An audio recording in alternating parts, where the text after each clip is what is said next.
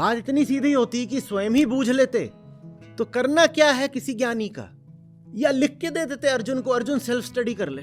ये सब तर्क बहुत पुराने लग रहे हैं, आज के भी लग रहे हैं। प्रतिदिन सुनते हो कि नहीं सुनते हो? मैंने किया नहीं, मुझसे न जाने कैसे हो गया। चांद का अपना कितना प्रकाश होता है, दिए बराबर भी प्रकाश उसका अपना नहीं, लेकिन रात को चौधरी बन के बैठता है बिल्कुल। वो जो आपको चांदनी लग रही है, कभी सोचा है वो सचमुच क्या है? सूरज की रोशनी, न आकार न प्रकाश, लेकिन कहीं वो हालत तो नहीं हो रही अपनी। और ये जांचने का तरीका यही है कि देखो कि जिंदगी में गीता है कि नहीं। जैसे आप लोग कई बार कहते हैं ना, घर वालों कैसे समझाएं, हम तो समझ गए। मैं ऐसे देखता हूं, अच्छा आप समझ गए। अर्जुन असमंजस में है।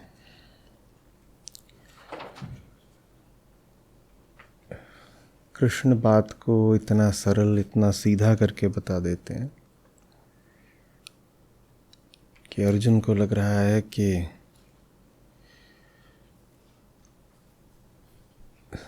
सही जीवन, सही निर्णय, सही कर्म, ये सब तो बहुत सहज साधारण बात होनी चाहिए।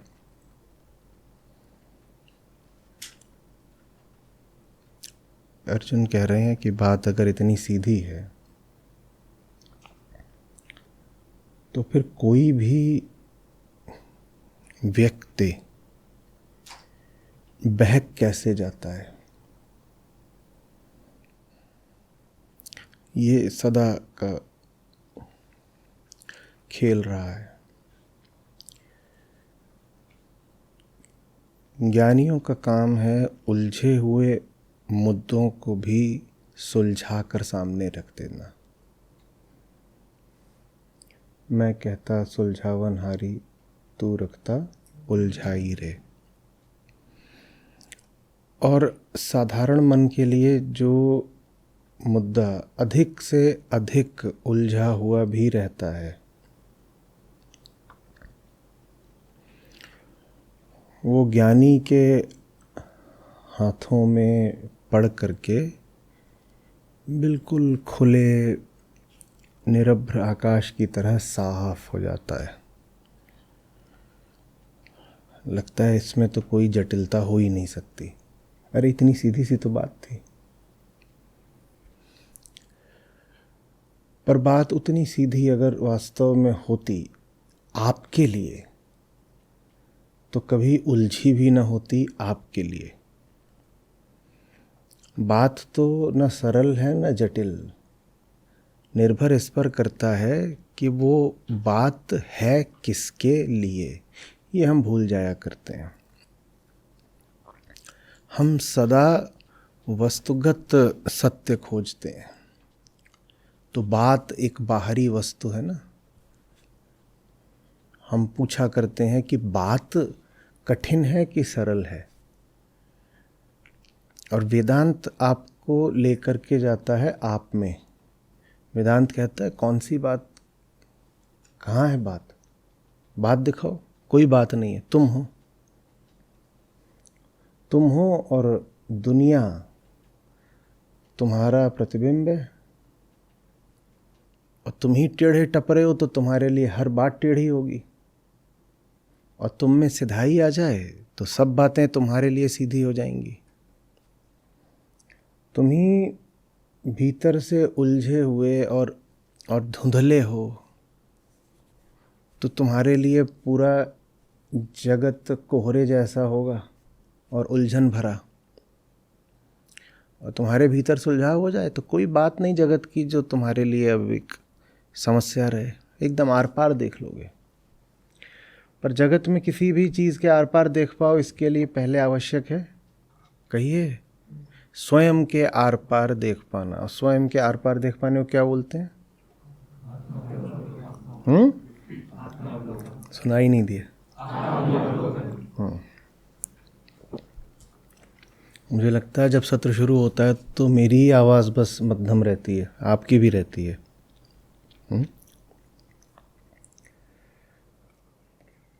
तो अर्जुन अभी कृष्ण के प्रकाश क्षेत्र में है।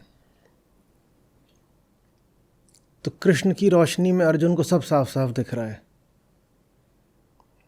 और अर्जुन हतप्रभ बोल रहे हैं इतना तो सरल है सब कुछ। उसमें भी अभी आएंगे तो ये नहीं पूछेंगे कि फिर मैं क्यों उलझाऊं, पूछते हैं पर फिर मनुष्य क्यों उलझ जाता है, मनुष्य क्यों उलझ जाता है, जैसे कि सब मनुष्य उलझ जाते हो। सब अगर उलझ जाते होते तो कृष्ण भी उलझे हुए होते। भाई यहाँ तो मनुष्य ही हैं, वो सामने खड़े हैं हाड़ मांस की देह लेकर अर्जुन के।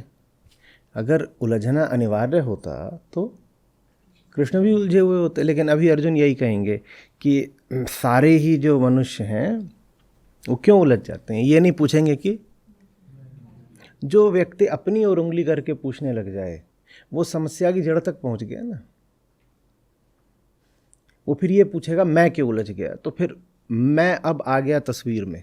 मैं उलझन के समीकरण का हिस्सा है और बहुत बड़ा हिस्सा है, ये बात अब प्रकट हो गई। नहीं तो उलझन को हम सदा कहाँ मानते हैं, कहाँ है उलझन, हम कहेंगे समस्या है। ये भी नहीं कहते मुझे समस्या है, हम समस्या ऐसे बोलते हैं जैसे बाहर कोई चीज़ रखी है ये और इसका क्या नाम है, तो आप देखो तो भी ये क्या है, और ये देखें तो भी ये क्या है, और वो देखें तो भी ये क्या है। ऐसी बात ही नहीं है ना। कृष्ण देखें तो क्या समस्या है, यहाँ है कोई समस्या। लेकिन ये बात साधारण अहम समझ नहीं पाता। तो जैसे वो ज़िंदगी भर बाहरी प्रभावों पे चला है, वैसे ही जब वो ज्ञानी के प्रकाश क्षेत्र या प्रभाव क्षेत्र में आता है तो वो चीज़ भी उसके लिए बस बाहरी ही रहती है। थोड़ी देर के लिए उसे सब समझ में आने लग जाता है, सब समझ में आने लग जाता है उसे, बस एक चीज़ को छोड़ करके कि अपनी समझ होनी ज़रूरी है भाई। और जो तुम्हारे सामने खड़ा हुआ है गीताकार, वो ये थोड़ी चाह रहा है कि दुनिया भर का ज्ञान तुम्हारा खोपड़ा खोलकर उसमें उड़ेल दे। किसी भी कृष्ण की ये मंशा कभी भी नहीं होती कि डाउनलोड या क्या बोलते हैं लो डाउन, कि बेटा अर्जुन खड़े हो जाओ और सारा ज्ञान तुम्हारे डाले देते हैं। ऐसे तो नहीं होता। उद्देश्य तो ये होता है कि तुम्हारी अपनी आंखें खुल जाएं, तुम्हारा अपना दिया जल जाए, अपने प्रकाश में दुनिया को देखने लगो। अपने प्रकाश में आपने दुनिया को नहीं देखा है, थोड़ी खतरे की बात है, इसको ध्यान से सुनिएगा। अपने प्रकाश में आपने दुनिया को नहीं देखा है, इसका एक स्पष्ट प्रमाण ये होता है कि आपको सारी बातें बहुत स्पष्ट दिखाई देने लग जाती हैं। आप ज्ञानी के पास बैठ गए, आप अर्जुन हैं, आप किसी कृष्ण के पास बैठ गए और बैठने के बाद आपको लगा सब स्पष्ट हो गया, सब स्पष्ट हो गया। इसका सीधा अर्थ है कि आपको कुछ भी स्पष्ट नहीं हुआ है। क्योंकि अगर आप अपनी आंखों से देख रहे होते तो आप कह ही नहीं पाते कि इतना स्पष्ट हो गया है। आप कृष्ण हैं क्या, तो आपको इतना स्पष्ट तो हो ही नहीं सकता ना, नियम की बात है ये। आपके अपने देखे तो अभी धुंधलापन और अस्पष्टता और उलझाव रहने चाहिए ना, ईमानदारी की बात है। बाहर मुझे उतना ही साफ दिखाई पड़ेगा जितना साफ मैं भीतर से हूं। अब आप तो अर्जुन हैं, आप अभी भीतर से कोई बहुत साफ तो हो नहीं गए। तो ईमानदारी से आपको क्या कहना चाहिए कि थोड़ा अब बेहतर दिखाई दे रहा है, लेकिन अभी भी धुंधला है मामला। ऐसा नहीं है कि मैं कह दूं कि वहां सब दिख गया 6/6 आई साइट, ऐसे तो नहीं हो सकता। तो अगर ज्ञानी के पास बैठ करके आपको लगने लगे कि मुझे सब स्पष्ट हो गया, ये इस बात का पक्का प्रमाण है कि आपको कुछ भी स्पष्ट नहीं हुआ है। जो बोल दे आ गया, सब समझ में आ गया, उसको कुछ नहीं समझ में आया। जो बोल दे कि पहले जितना कोहरा था कुछ छटा है, अब जानिए कि वहां पर संभावना है। जो बोल दे सब स्पष्ट में आ गया, वो अपने देखे झूठ नहीं बोल रहा है, वो बस ये कर रहा है कि वो कृष्ण के ज्ञान को अपना समझ रहा है। समझ रहे हैं बात को? कृष्ण ने समझा दिया कि स्वधर्म परधर्म, और इतना आसान करके समझा दिया, चंद शब्दों में, कुल एक श्लोक। और उस श्लोक में भी आप कई छोटे छोटे मंत्र निकाल सकते हैं।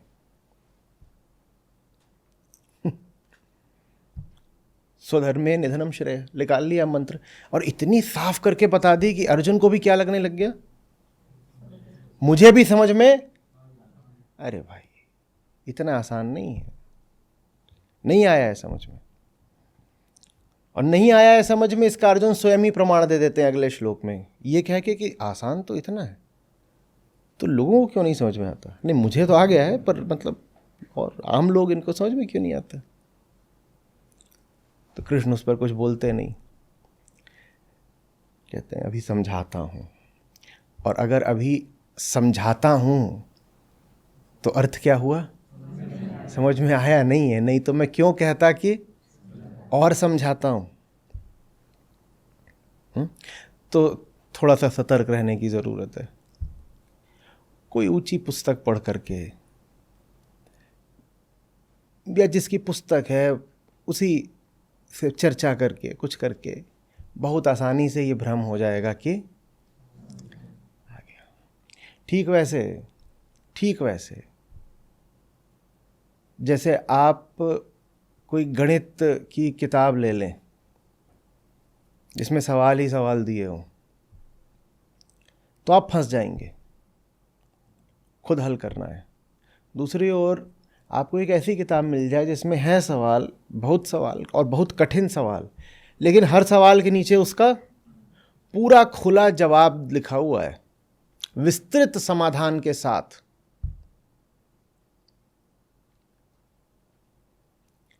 तो आदमी ऐसे पढ़ता है, ठीक है ये भी आ गया समझ में। तुम्हें अगर सचमुच समझ में आ रहा होता तो तुम्हें वो समाधान देखने की ज़रूरत ही नहीं पड़ती। और जब समाधान देखो ना, तो सवाल हमेशा आसान लगता है। जिन लोगों ने गणित या विज्ञान या और भी कोई भी सवाल अर्थशास्त्र के करे होंगे, वो समझ पा रहे होंगे मैं क्या कह रहा हूँ। सवाल को जब भी समाधान के साथ देखोगे तो यही लगेगा कि सवाल आसान था, क्योंकि समाधान किसी ने वहाँ करके रख दिया है। तो आदमी ऐसे पढ़ लेता है, ठीक, फिर पलटता है, ठीक है। वो कितना समझ में आया है वो तब सिद्ध होता है जब मात्र प्रश्न सामने आता है और कहीं आसपास दूर दूर तक कोई कृष्ण नहीं होता कि सहायता करे। तो कहता है इसी तरह का पहले था, वो तो लगा था आसान है, और इसमें हम हल की शुरुआत भी नहीं कर पा रहे। बात क्या है, माजरा क्या है। ये जो परावर्तित या प्रतिबिंबित ज्ञान होता है, ये धोखा दे सकता है, इससे सतर्क रहिए। रिफ्लेक्टेड नॉलेज आप नहीं समझे, आपका नहीं है।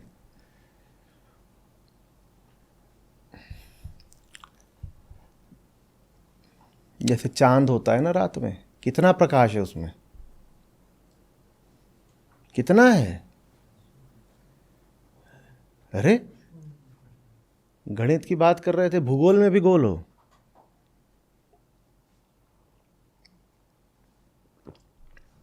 चांद का अपना कितना प्रकाश होता है, लेकिन जितने बेचारे इक्के दुक्के मरियल टिमटिमाटे तारे होते हैं, सब पे दबंगई झाड़ता है चांद।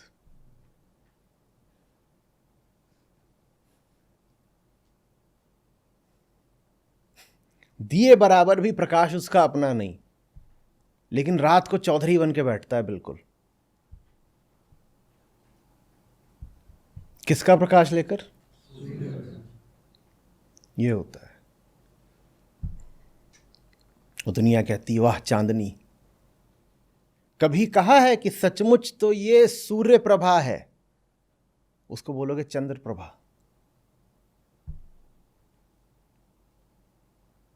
वो जो आपको चांदनी लग रही है, कभी सोचा है वो सचमुच क्या है?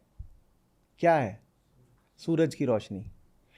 पर हमने आज तक जितनी शायरी कविताएं करी हैं वो सब किसकी तारीफ में करी हैं? चांदनी की। क्योंकि सूरज का सीधा प्रकाश हम छोटे लोग, हमसे बर्दाश्त ही नहीं होता, जला दे हमें।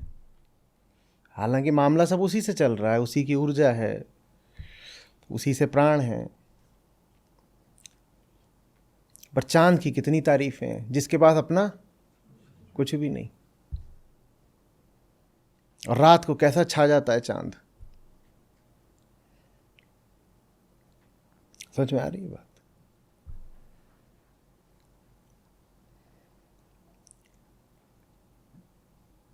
इसलिए अपने जीवन का लगातार अवलोकन बहुत जरूरी होता है। कहीं कोई सिद्धांत उठा तो नहीं लिए?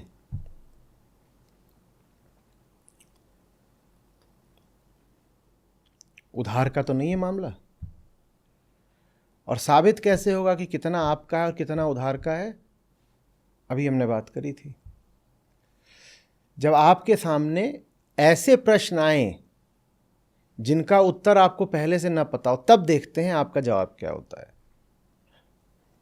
और प्रार्थना यही है कि तब भी आप सही जवाब दे पाएं।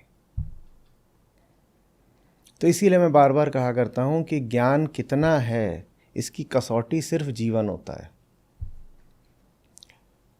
क्योंकि गीता आपको सिद्धांत देती है मोटे मोटे, जीवन के प्रतिपल के प्रश्नों का और रोजमर्रा की चुनौतियों का जवाब आपको ही देना है। जो गीता ने सिखाया है उसको उपयुक्त अपने जीवन में आपको ही करना है। और अगर आप उसको उपयुक्त कर पा रहे हैं, मतलब अगर उसका एप्लीकेशन कर पा रहे हैं, तब तो समझिए कि गीता आप में उतर रही है। नहीं तो बहुत आसान है कि आप भी स्वधर्म परधर्म की परिभाषा रट लें और इधर उधर चांद की तरह हेकड़ी जमाते फिरें। कि अपना तो कुछ नहीं, पर जितने ये नक्षत्र हैं रात वाले और ग्रह हैं और तारे वगैरह, ये सब चांद के आगे कैसे रहते हैं? प्रकाश तो छोड़ दो, आकार में भी जो चंद्रमा है वो तारों से हजारों गुना छोटा होता है। थोड़ा बहुत नहीं, हजारों गुना छोटा। एक औसत तारा और ये हमारा चंद्रमा, इनके आकार में हजारों गुने का अंतर होता है। लेकिन चांद चौधरी है, न आकार न प्रकाश। लेकिन कहीं वो हालत तो नहीं हो रही अपनी? ये जांचते रहना जरूरी है।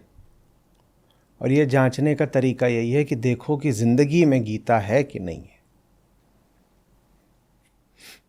शब्दों में, जबान पर गीता लाना आसान है, क्योंकि वो शब्द तो आपको पहले ही किसी और ने दे दिए हैं। आपने ले लिए शब्द, आपने आगे उसको बस ऐसे कर दिया, जैसे रिले में बैटन पास करते हैं, उससे तो कुछ। पर आप के व्यक्तिगत जीवन में जो व्यक्तिगत प्रश्न आते हैं, जो सिर्फ आपके हैं, वो बताइए।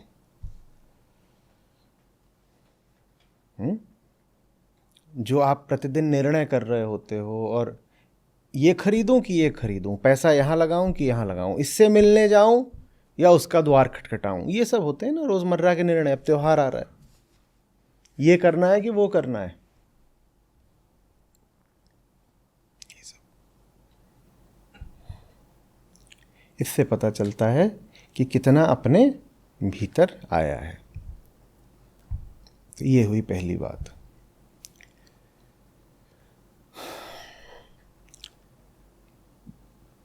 आज का सत्र विशेषतया बहुत समृद्ध है। आज कृष्ण अहंकार के बारे में कुछ एक नए कोण से बताएंगे। ज्ञानवर्धक तो लगेगा आपको, रोचक भी है बात। तो क्या कह रहे हैं कृष्ण?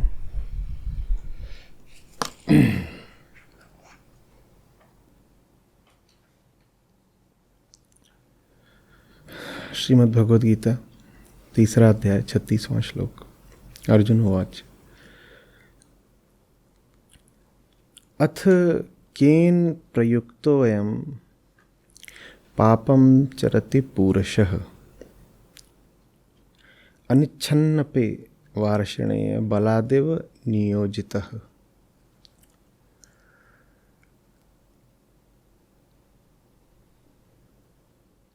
जब इतना सब सरल है तो कौन सा बल हावी हो जाता है, कौन सी माया, कौन हमारा स्वामी बनकर हमारी अनिच्छा के बावजूद,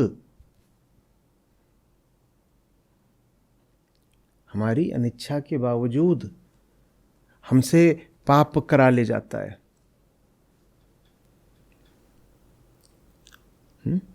पाप माने परधर्म, परधर्म के अलावा कोई पाप नहीं होता। लिख लीजिए, बहुत बहकना भटकना नहीं है पाप पुण्य को लेकर।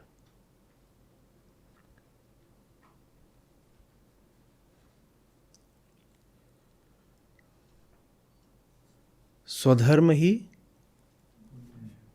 पुण्य है और परधर्म ही,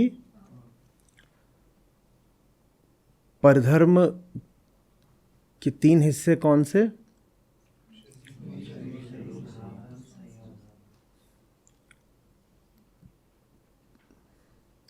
और स्वधर्म के हिस्से कौन से? ठीक है, तो पूछ रहे हैं फिर कौन है? केन प्रयुक्तो अयम, केन माने किसने किया, किसके द्वारा किया गया। कौन है जो मनुष्य पर हावी हो जाता है और उससे पाप कराता है? कौन है कि जो हमारी अनिच्छा के बाद भी हमसे बलपूर्वक सब गलतियां करवा देता है? कौन है?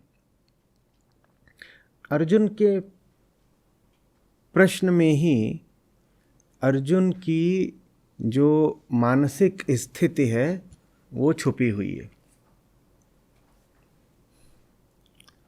अर्जुन अभी भी मान रहे हैं कि मनुष्य अलग है और उसके भीतर उसका नियंता या कर्ता या स्वामी अलग है।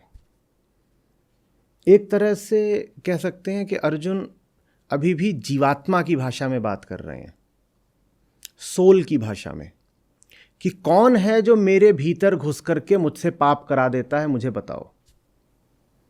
और इसलिए मैंने कहा आज का जो सत्र है, जो कृष्ण की बात है, वो आपको बहुत रोचक लगेगी।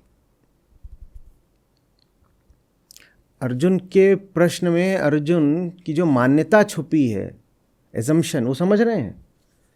अर्जुन कह रहे हैं मैं हूं, और जैसा आपने बताया श्री कृष्ण की बात तो बिल्कुल साफ है, स्वधर्म क्या, परधर्म क्या, सही कर्म क्या, आपने सब समझा दिया।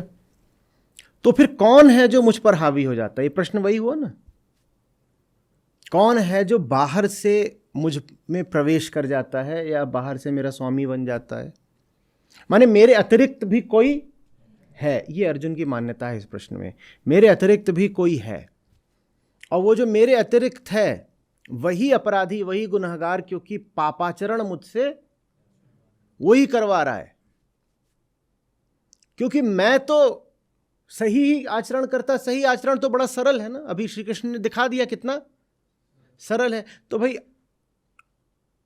अपने देखे अपने लेखे, मैं तो बोलते रहो, साथ चलते रहो, सही ही आचरण करता, मैं थोड़ी कुछ गलत कर देता। पर कोई और है,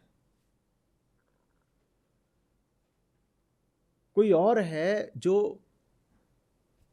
बलात् मेरा स्वामी बन जाता है। कोई और है जो मेरी अनिच्छा के बावजूद मुझसे गलत काम कराता है। ये देख रहे, मेरी अनिच्छा के बावजूद मुझसे पाप कराया जाता है। मैं पाप में अनिच्छुक हूं, माने मैं क्या हूं? मैं तो निर्दोष हूं, कोई और ही है जिसने गलती करा दी। मैं तो अनिच्छुक हूं, मैं नहीं चाह रहा था पापाचरण करना। पाप की मेरी अपनी कोई इच्छा नहीं थी। ये जितने पाप और गलतियां और अधर्म हुए हैं, ये अर्जुन का शब्द है, अनिच्छा, मेरी अनिच्छा होते हुए भी हुए हैं।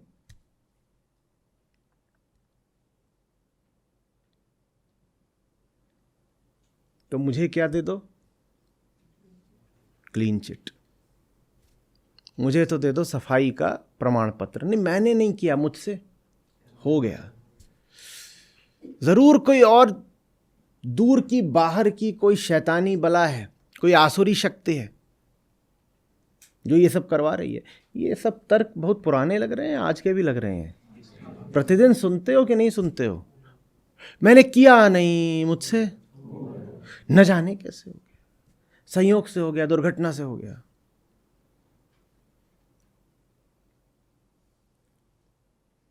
मेरी अनिच्छा से हो गया। अरे ठीक से खेलना, वहां काय को मार रहा है, उधर मार। नहीं, मैंने नहीं मारा, वो अपने आप हो जा रहा है, वो अपने आप हो जा रहा है, मैंने थोड़ी किया, मैं तो सही चला रहा हूं अपने आप। अरे थोड़ी जान लगा के मारना। नहीं, मैं पूरी जान लगा रहा हूं, वो जा ही नहीं रही।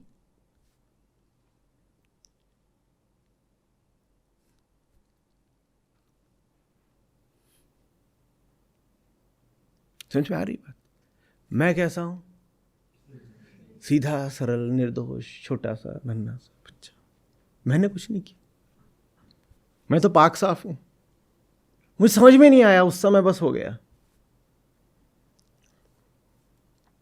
मैं कहीं नहीं है इसमें। अहम शब्द ही अर्जुन ने पूरी बात में कहीं रखा ही नहीं। क्या कहा? जन सामान्य मनुष्य पुरुष मात्र को कौन अपने स्वामित्व में ले लेता है बलात्? प्रश्न ये पूछा है। अगर कह देते मेरे साथ होता है तो फिर जिम्मेदारी भी शायद अपने ऊपर आने लग जाती। तो अपना तो नाम ही नहीं लेना है।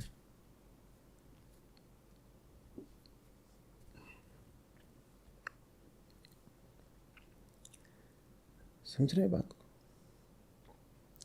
तो पहली बात ये थी कि ज्ञानी की बात को अपनी बात मत समझ लेना। गीता पढ़ते हुए यकायक जो स्पष्टता आती है, उस स्पष्टता से थोड़ा सावधान रहना। बल्कि मैं कह रहा हूं, अगर अचानक ही लगने लगे कि सब साफ हो गया, तो जान लो कि कुछ भी साफ नहीं हुआ है। सफाई, स्पष्टता, क्लैरिटी, लूसिडिटी इतनी सस्ती चीज नहीं होती है कि आपको अचानक ही मिल जाएगी।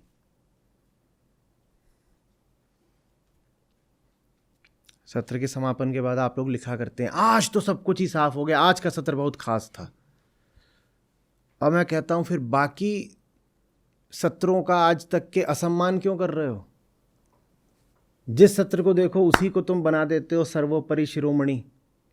तो जो पीछे मैंने जिंदगी में मेहनत करी है इतने दशक, वो सब बेकार ही गई। आज ही का बस खास था। ये कुछ भी नहीं है। मैनेजमेंट और इकोनॉमिक्स की भाषा में और साइकोलॉजी में इसको बोलते हैं रीसेंसी इफेक्ट। रीसेंसी इफेक्ट। जो चीज़ अभी अभी हुई होती है वो ज़्यादा जगमगाती है। इससे बड़ा, इससे बेहतर तो कुछ हो ही नहीं सकता। और अगर वो जो अभी अभी हुआ है वही आपको ज़्यादा जगमग लग रहा है, तो इसी से पता चलता है कि अभी आपके प्रज्ञा चक्षु खुले हैं नहीं। क्योंकि जिसके खुल जाते हैं उस पर ये सब चीज़ें थोड़ी काम करती हैं कि जो अभी अभी हुआ है या सुना है या मिला है वही ऊंचा है, और जो पीछे का था उसको भूल गए। जबकि जो पीछे का था, पीछे उसको क्या बोला था? इससे ऊंचा कुछ नहीं। ये कौन सी वफा है जो हर सत्र के साथ बदल जाती है? पिछला सत्र शिकायत करता है, कहता अभी अभी 2 हफ्ते पहले ही क्या बोला था, इससे बेहतर नहीं सुना। और आज क्या बोल रहे? आज का तो सुन के सारा अज्ञान मिट गया, सब भवबंध कट गया, एकदम परमहंस हो गए, उड़ ही गए हैं। आगे रिफ्लेक्शन भी नहीं लिखेंगे, काहे? आकाश में वाईफाई नहीं आता, हम परमहंस हैं ना। अब वहां से कैसे भेजें लिख करके कुछ भी? ये जो सस्ती और तात्कालिक स्पष्टता होती है,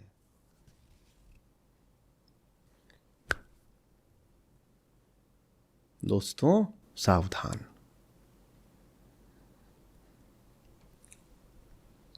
ज्ञान इतना सस्ता नहीं होता, शब्द इतने सस्ते जरूर होते हैं। शब्द उधारी के होते हैं, ज्ञान उधारी का, वास्तविक ज्ञान उधारी का नहीं हो सकता। और पोल तो खुल ही जाती है। कब खुल जाती है?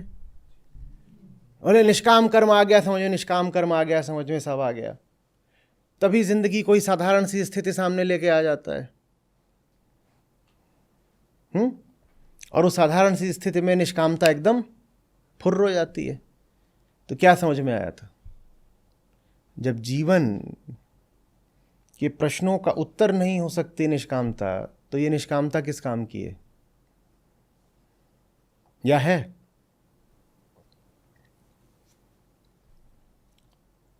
आप लोग जो सीख वगैरह लिखते हैं, इनको मैं एक तरह से कन्फेशन की तरह लिखवाता हूं, ताकि कभी आप ये सब देखें और आपको दिखाई दे कि आपने कुछ कभी स्वीकार करा था।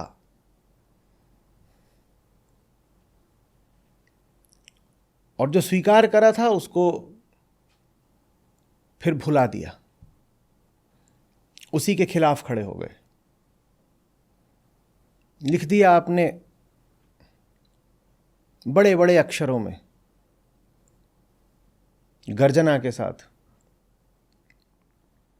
कि प्रेम धर्म और बोध धर्म से बड़ा कोई धर्म नहीं।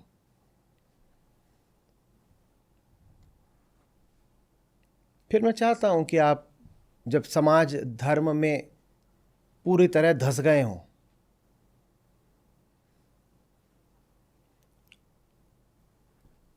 और रस लूट रहे हो सामाजिकता का, उस समय आपके सामने वो चीज लाई जाए, आपकी स्वीकारोक्ति, आपका कन्फेशन, कि तुमने तो स्वीकार किया था ना कि समाज धर्म का पालन नहीं करना, तो अब तुम क्या कर रहे हो? अब तुम क्या कर रहे हो? अब तुम क्या कर रहे हो?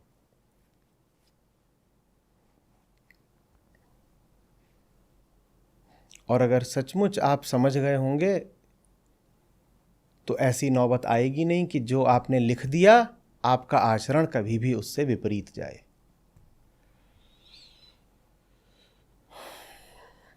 लर्निंग को क्या समझ रखा है कि लर्निंग माने ऑडियो रिकॉर्डिंग?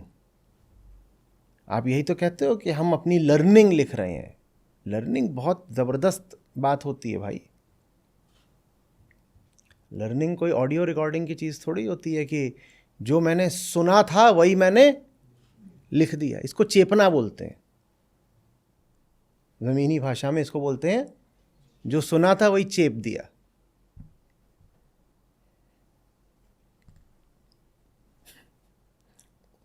चेपन और लर्निंग एक ही बात हो गए? फिर तो चेपू और बुद्ध समानार्थी हो गए। अगर लर्निंग माने बोध, जिसको बोध है वो बुद्ध, और जो चिपकाता है वो चेपू, तो फिर तो चेपू और बुद्ध एक ही बात हो गए।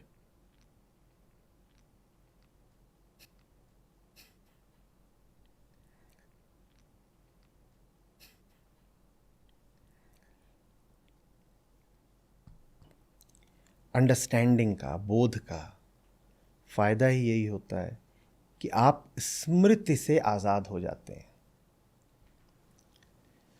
सहज ही आप सही कर्म करते हैं बिना सिद्धांतों का सहारा लिए, अगर बात सचमुच समझ में आ गई है तो। बल्कि आपसे कहा जाए कि समझाओ तुमने जो किया वो क्यों किया, तो आपको थोड़ी सी तकलीफ हो जाएगी। किसी ने सिद्धांत का सहारा लेके करा, वो समझा देगा।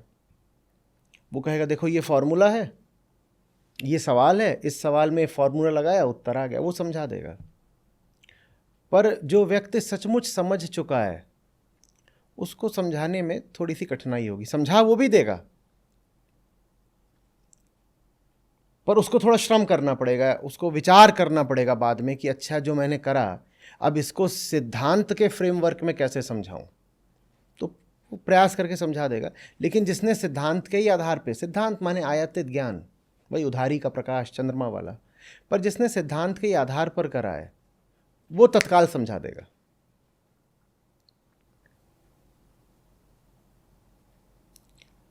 समझ में आ रही बात? ये समझ में आ रही है बात ये?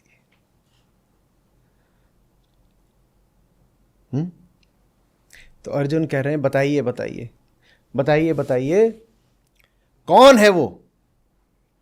दुर्योधन से पहले उसी का वध कर देता हूं। जो मेरे ऊपर नहीं, सबके ऊपर, मेरे ऊपर कौन चढ़ सकता है? मुझे तो सारी बात समझ में आ गई। पर ये जो साधारण अज्ञानी लोग हैं, मतलब हम और आप कृष्ण तो एक तरफ और एक ही तल पर हैं, बाकी ये सब जो मूर्खों की फौज खड़ी है, इनको क्यों नहीं बात समझ में आती? Why are they so ignorant? जैसे आप लोग कई बार कहते हैं ना, घर वालों को कैसे समझाएं, हम तो समझ गए।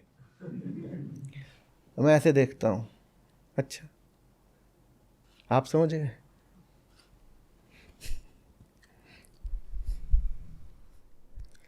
कईयों को तो इतना समझ में आ जाता है, वो कहते हैं कि इतना समझ लिया, इतना समझ लिया कि समझ हजम नहीं हो रही, 1 महीने का ब्रेक लेना है। गजब, ऐसी समझ। कृष्ण कह रहे हैं अर्जुन से, कैन वी स्किप अध्याय 4 प्लीज? अध्याय 3 से सीधे 5 में आ जाते हैं।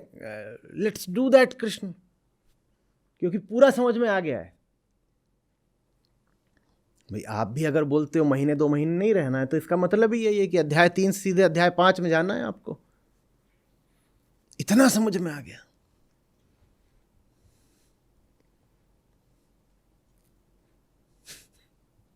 सब तो आ गया समझ में। वो लगना आसान है बहुत कि सब आ गया समझ में, क्योंकि यहां तो एक एक श्लोक पर कभी 3 घंटे कभी 5 घंटे चर्चा होती है,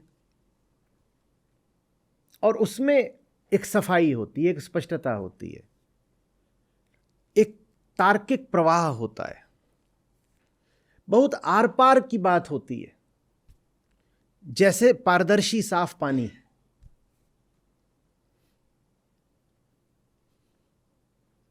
तो ये भ्रम हो जाना आसानी है कि मुझे सारी बात समझ में आ गई। इसीलिए जब गीता शुरू होती है तो मैं कहा करता हूं, सबसे पहले तो देखो कि तुम अर्जुन हो। आज अर्जुन के इस वक्तव्य में बड़ी देर बाद बोले हैं अर्जुन, पता नहीं क्यों बोले हैं अर्जुन, पर अर्जुन का बोलना जरूरी था, नहीं तो हमें समझ में नहीं आएगा कि कोई कृष्ण इतना श्रम क्यों करता है। इसलिए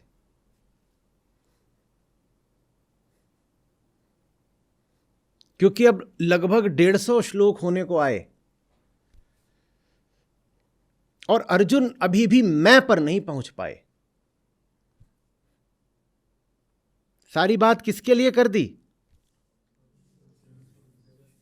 मनुष्य मात्र, जगत, सब लोग कह रहे हैं पुरुषः, मनुष्य, मैं नहीं। अभी भी मैं तक अर्जुन नहीं पहुंच पाए, इसलिए ना इतना श्रम करना पड़ रहा है। नहीं तो सच मानिए तो सांख्य योग पर्याप्त है। जो उच्चतम बात है वो एकदम आरंभ में बोल दी है कृष्ण ने।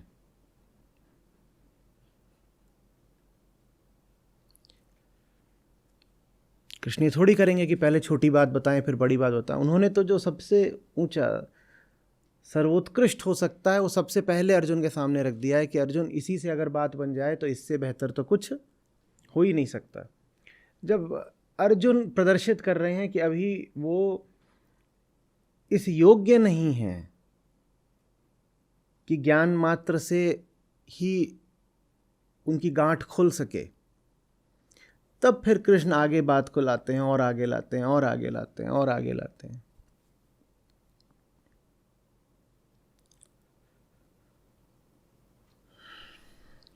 बात को समझ रहे हो? हमने बात करी भ्रामक स्पष्टता की।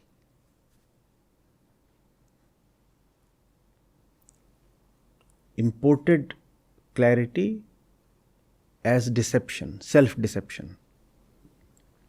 अद्वैत लाइफ एजुकेशन के दिनों की बात है। तो सत्र तो तब भी होते थे। तो एक था, वो 2-1 साल साथ में रह करके काम करके फिर उसका बाहर अपना कुछ हो रहा था, वहाँ चला गया। विवाह वगैरह की बात थी, कुछ था, तो उसके लिए वो छोड़ छाड़ के चला गया होगा। पर कुछ सद्बुद्धि थी तो सेशन में आने लग गया। तो 6 महीने 8 महीने बाद, जो कि बहुत लंबी अवधि नहीं होती, वो सेशन में आता है और बैठता है। और मेरे ख्याल से उस दिन हम गुरु गोरखनाथ पर चर्चा कर रहे थे।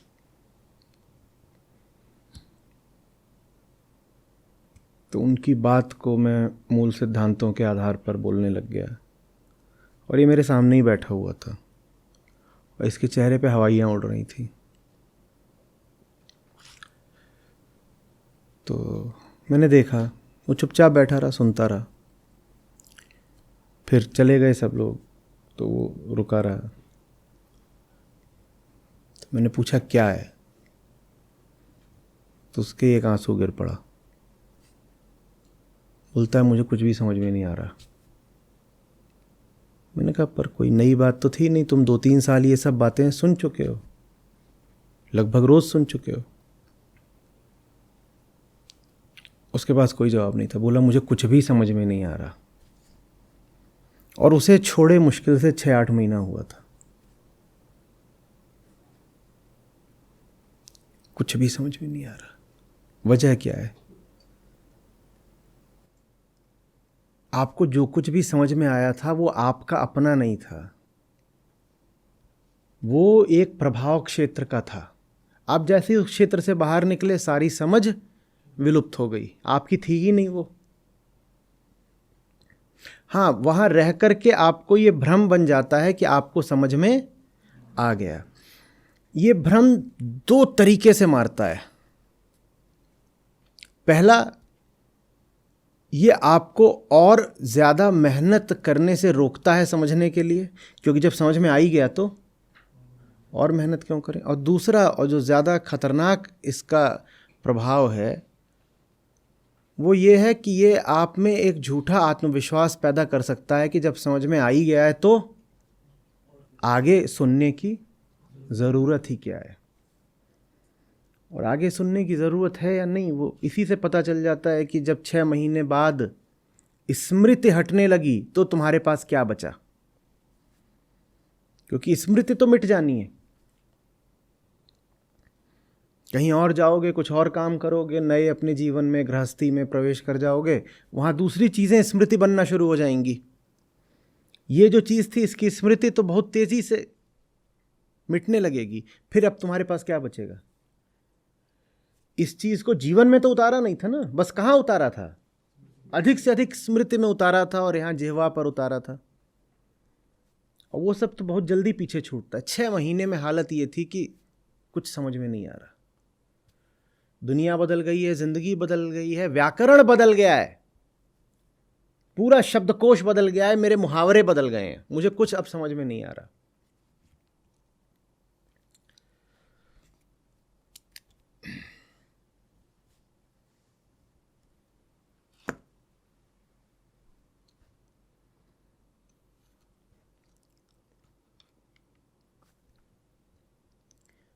समझ रहे हैं बात को? सतर्क रहिए, क्योंकि ये तो कमाल है श्री कृष्ण का और सब ऋषियों का। उपनिषदों में जाएं तो जहां कहीं भी कोई ज्ञानी बोलता है, ये उसका चमत्कार है कि वो माया को भी ऐसे बिल्कुल सीधी लकीर की तरह आपके सामने रख देगा। इसका अर्थ ये नहीं है कि माया सीधी लकीर होती है, इसका अर्थ बस ये है कि उस व्यक्ति में अब अंदर इतनी सिधाई आ गई है कि बाहर की तमाम वक्रता भी अब उसके लिए ऐसी हो गई है। और आप उस सीधी लकीर को देखकर क्या सोचोगे? माया तो बस यही है, यहां से यहां ऐसे, अभी काट दूंगा, अभी काट दूंगा। मैं आपसे पूछता हूं, ईमानदारी से सोचिएगा, थोड़ा सा समय लेके।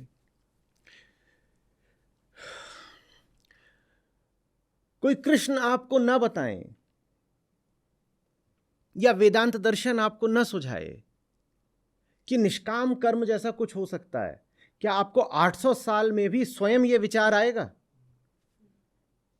कि सबसे ऊंचा, सबसे आनंदप्रद काम वो है जो बिना कुछ पाने की अपेक्षा के करा जाए? स्वयं 800 साल में भी यह विचार आएगा क्या? लेकिन जब कृष्ण बताते हैं तो कैसा लगता है? हाँ, ऑब्वियसली ऐसे ही लगता है ना। हाँ, ये तो बिल्कुल ऐसा है ही, जैसे कि उन्होंने नभी बताया होता तो कल परसों में आप खुद ही बूझ गए होते।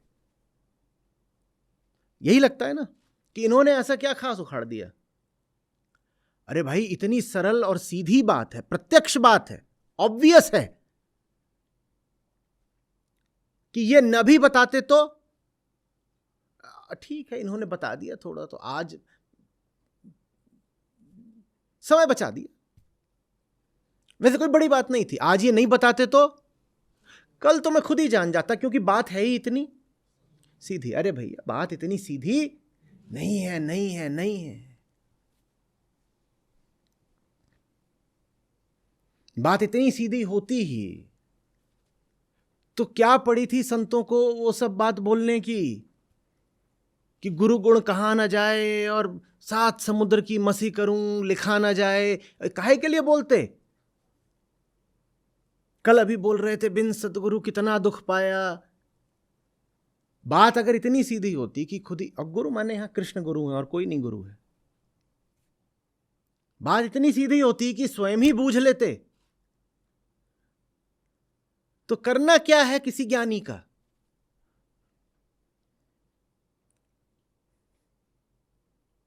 या लिख के दे देते अर्जुन को, अर्जुन सेल्फ स्टडी कर ले। अर्जुन तो है ही स्वाध्यायी महान, वो कर लेते। या गीता बोलने की भी क्या जरूरत है? सच पूछो तो गीता में ऐसा कुछ भी नहीं है जो उपनिषदों में ना हो।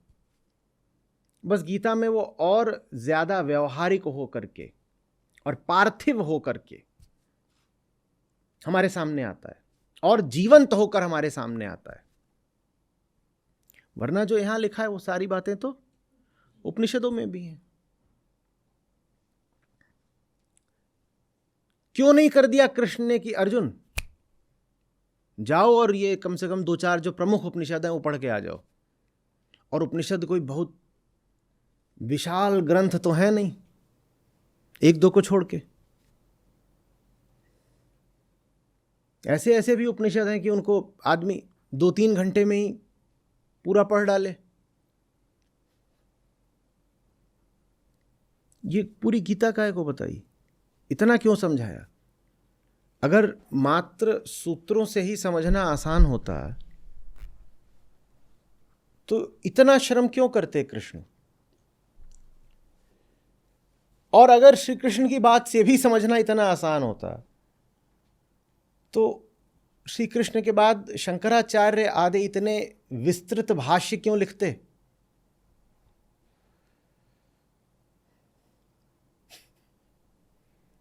पहली बात तो एकदम तात्विक दृष्टि से देखो तो गीता की कोई आवश्यकता नहीं, उपनिषद पर्याप्त है। और आगे बढ़ो तो फिर भाष्यों की क्या जरूरत है? श्री कृष्ण बोल तो गए हैं। ये इतने विस्तृत भाष्य काहे को लिखे गए?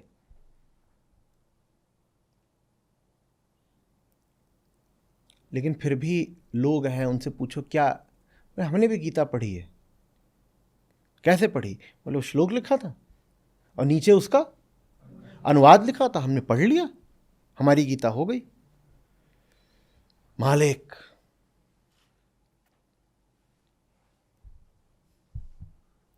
सत्य हो ना हो, माया जरूर है, इतना पक्का है। सत्य तो अप्रमेय है, उसका कहीं कोई प्रमाण मिलता नहीं, लेकिन माया का साक्षात प्रमाण मालिक आपके वचन और आपके वदन में उपस्थित है। तुम्हारा मुंह नहीं है, माया है। और तुम्हारे मुंह से बोल नहीं फूट रहे, माया ही फूट रही है। क्या बोल रहे हैं? हमने भी गीता पढ़ी है। वाह बेटा।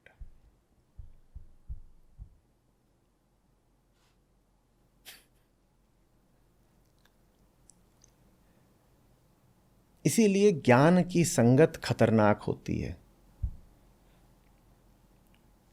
आप आत्मविश्वास से भर जाते हो, आप कॉम्प्लेसेंट हो जाते हो कि जैसे क्लास का टॉपर और क्लास का फिसड्डी दोनों परीक्षा से एक दिन पहले शाम को मिले और टॉपर फिसड्डी से बोले अरे कुछ भी नहीं, कल का तो बहुत ही सरल है, बहुत ही सरल है, ये रहे पिछले सालों के सारे सवाल और मैंने इनको 2-2 लाइनों में हल कर दिया है। और फिसड्डी का ऐसी बात, इतना सरल है? बोले हाँ बहुत सरल है, ये देखो ये रहा सवाल, ये रहा जवाब। और फिसड्डी देखे बोले हाँ बहुत सही बात है, तो कुछ भी नहीं है। टॉपर बोले चलो फिर क्या करना है, कहीं चलते हैं, अभी शाम बिताते हैं, रात बिताते हैं, बाजार वाजार घूमते हैं, खेलते हैं, खाते हैं। और फिसड्डी महाराज भी पूरी शाम और देर रात तक क्या कर रहे हैं? घूम रहे हैं इधर उधर।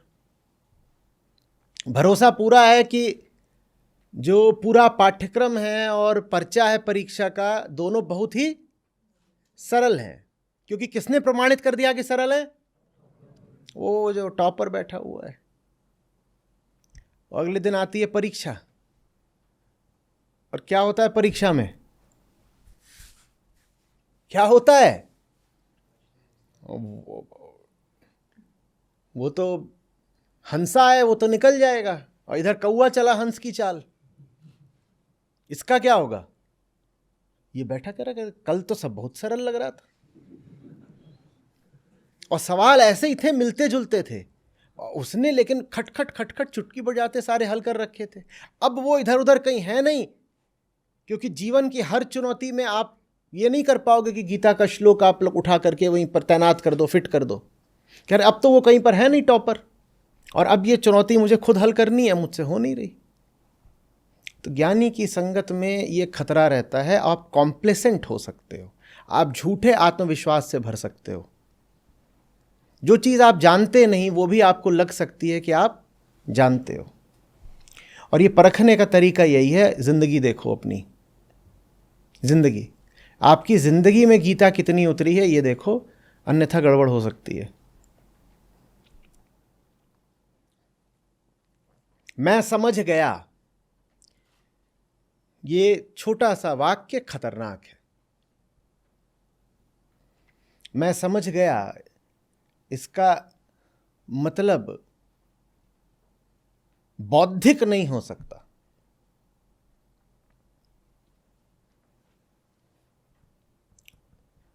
शाब्दिक नहीं हो सकता, भाषाई नहीं हो सकता, सिर्फ इसलिए कि आप किन्हीं शब्दों का या सिद्धांतों का मन में भाषागत अर्थ कर पाते हो, इससे समझ की पुष्टि नहीं होती, इससे बस अनुवाद की पुष्टि होती है। और अनुवादक को आप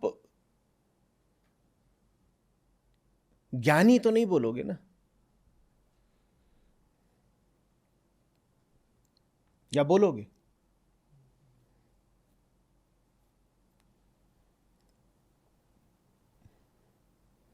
हम अनुवाद करते हैं। वास्तविक ज्ञान, बोध बिल्कुल अलग बात होती है। उसकी पुष्टि मात्र, ये 5वीं 7वीं बार बोल रहा हूं, उसकी पुष्टि मात्र जीवन से होती है। जिंदगी कैसी है ये बताओ।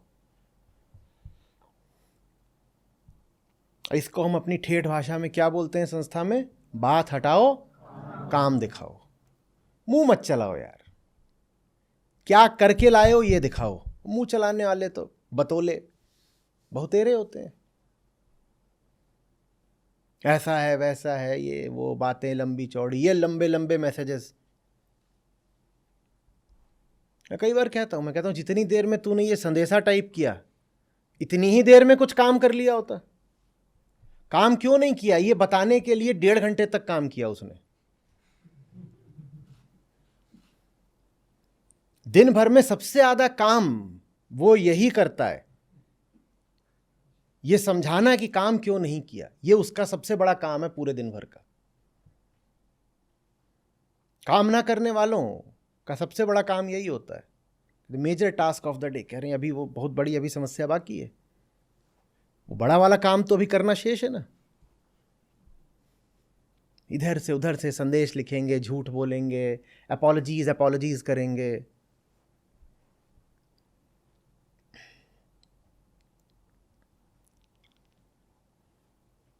जिंदगी क्या? जिंदगी, लाइफ विथ नो एक्सक्यूजेस। ये अपॉलजी शब्द ही जिंदगी से हटा दो।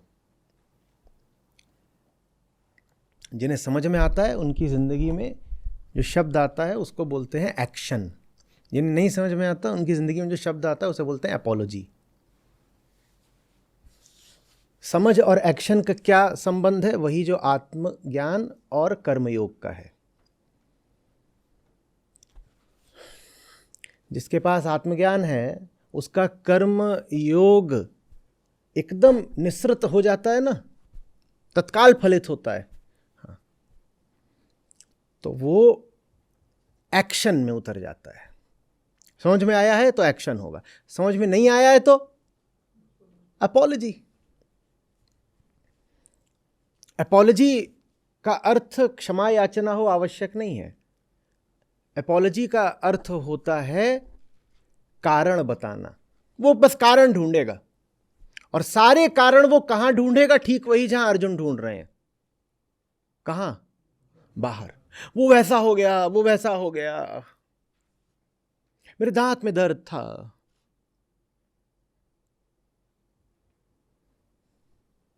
खाना तो तूने 3 वक्त का खाया, खाना तो तूने 3 वक्त का खाया। फोन पे बात करने के लिए दांत में दर्द था। मैं तो तब मानूं जब दांत में इतना दर्द था कि तूने हफ्ते से खाना ना खाया हो। वजन तो तेरा बढ़ता ही जा रहा है रोज रोज, तब तो तेरे दांत में नहीं दर्द होता। नहीं, ये चांद वाले चौधरी हैं।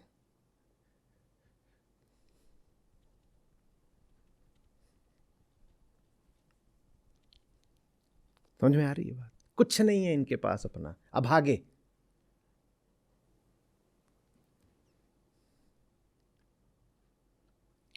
और बड़ा अभाग ये कि इनको इनका अंधेरा दिखाई भी नहीं पड़ रहा, क्योंकि सूरज की संगत में है।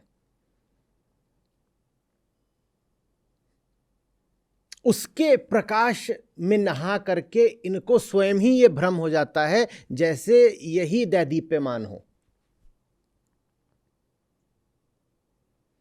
स्वयं ही ये भ्रम हो जाता है, मुझे भी तो कुछ पता है। और ऊपर से सारे तारे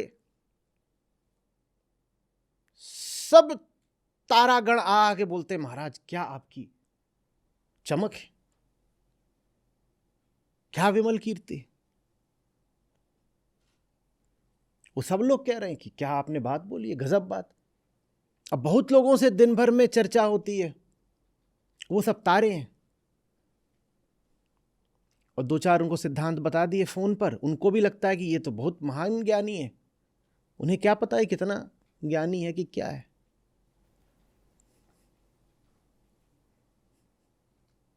बात समझ में आ रही है ना। तारागण, ईटी, उनको लग रहा है ये चांद बहुत कुछ जानता है। उनको लग रहा है ये चांद, जबकि तथ्य ये है कि तारों के पास भले ही टिमटिमाहट हो पर वो उनकी अपनी है। ये तो जो चांद बने घूम रहे हैं इनके पास अपना कुछ नहीं, शून्य।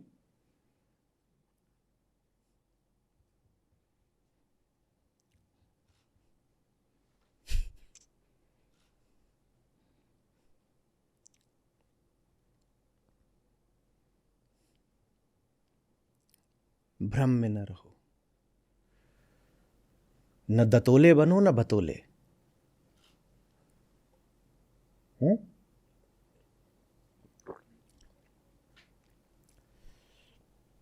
जीवन को अपने देखो, थोड़ी ईमानदारी रखो। कोई कृष्ण, कोई गीता, कोई उपनिषद, कोई गुरु आपकी अपनी ईमानदारी का विकल्प नहीं हो सकता।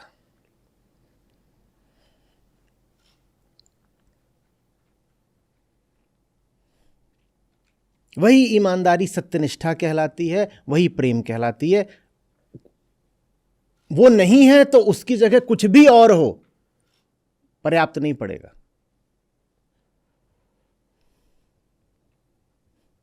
समझ में आ रही बात। और वो है तो बाकी सब धीरे धीरे अपने आप आ जाता है। आपकी ही फिर ईमानदारी होती है जो आपके सामने कभी गीता कभी गुरु बनकर साक्षात आ जाती है। गीता यूं ही नहीं आती आपके सामने। गीता ऐसे समझ लीजिए कि एक स्थूल प्राकट्य है आपके ही भीतरी प्रेम का। जब कृष्ण के प्रति प्रेम होता है ना भीतर, कृष्ण माने सत्य, जब सत्य के लिए भीतर प्रेम होता है तो बाहर किसी न किसी तरीके से फिर गीता प्रकट हो जाती है। भीतर मामला ठीक है तो बाहर जल्दी ही कुछ शुभ घटित हो जाएगा।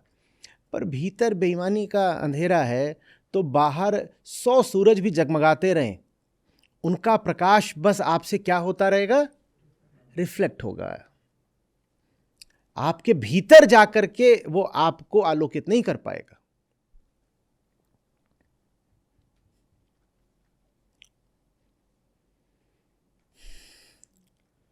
साहब किस दिए की बात कर रहे थे? जो बाहर 100 दिए जलते हैं। अभी संसरिता में क्या बोल रहे थे? यहां पर दिया जलता है, वो दिया पर आप बाहर के 100 सूरज यहां के एक दिए की बराबरी नहीं कर सकते। जैसे बाहर आंधी तूफान चलते रहे, क्या गति होती है आंधियों की, तूफानों की, लेकिन क्या वो आपकी इस सांस की गति का विकल्प बन सकते हैं? जिसकी अपनी सांस नहीं चल रही, उसके बाहर जोरदार हवाएं भी चल रही हों तो प्राण आ जाएंगे, और भीतर बस ये सांस चल रही है। ये कितनी जोरदार होती है हवा? कुछ भी नहीं। कितना जोर है सांस में? ज्यादा नहीं, लेकिन ये अपनी है इसलिए प्राण है। और बाहर आंधियां भी चल रही हों, वो आपके अपने प्राणों का विकल्प नहीं हो सकती।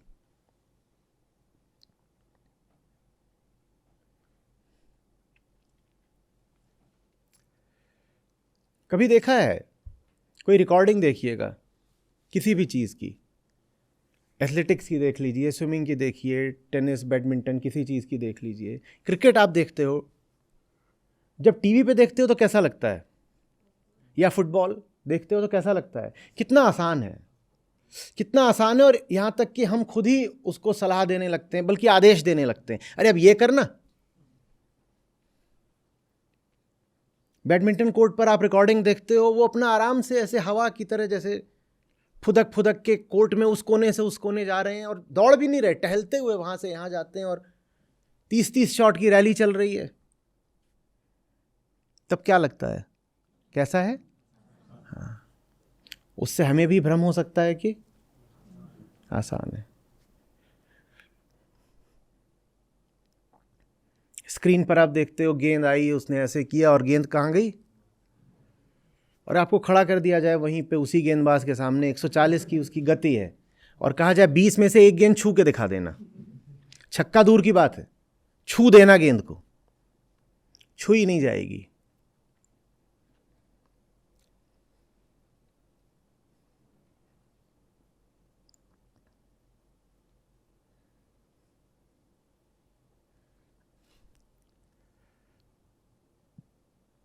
है कि नहीं? पर जब कोई दूसरा कर रहा होता है तो कैसा लगता है? आसान है। आसान नहीं है। और दूसरे को 1 मील दौड़ते देखने से कहीं ज्यादा मूल्य है स्वयं 10 कदम चल लेने में भी अपने पैरों पर। दौड़ गया होगा कोई दूसरा 1 मील, हम प्रशंसा करते हैं और सम्मान करते हैं, ऊंची बात, अच्छी बात, लेकिन मूल्य ज्यादा हमारे 10 कदम चल लेने में है अपने पैरों पर। उसकी प्रशंसा करो भी तो बस इस दृष्टि से कि आप इतना करे हो, थोड़ा अब हम खुद भी करेंगे।